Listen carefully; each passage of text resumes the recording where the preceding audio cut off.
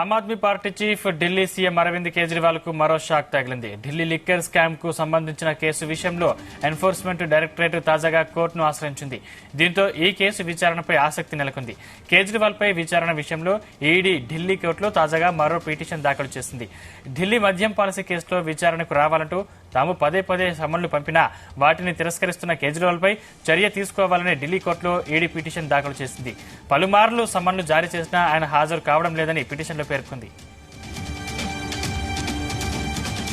కేజ్రీవాల్ ను విచారించేందుకు ఆదేశాలు ఇవ్వాలని ఈడీ కోరింది. ఇప్పటికే 8 సార్లు సమన్లు పంపినా వాటిని లెక్క చేయలేదని ఆరోపిస్తూ ఐపీసీ 174 సెక్షన్ల కింద తాజాగా పిటిషన్ దాఖలు చేసింది. కాగా ఈడీ పిటిషన్ పై ఇవాళ న్యాయస్థానం విచారణ చేపట్టనుంది. ఇక మొదటి 3 సార్లు సమన్లకు ఆయన స్పందించలేదని ఈడీ ఇదివరకే న్యాయస్థానంలో ఫిర్యాదు చేసింది.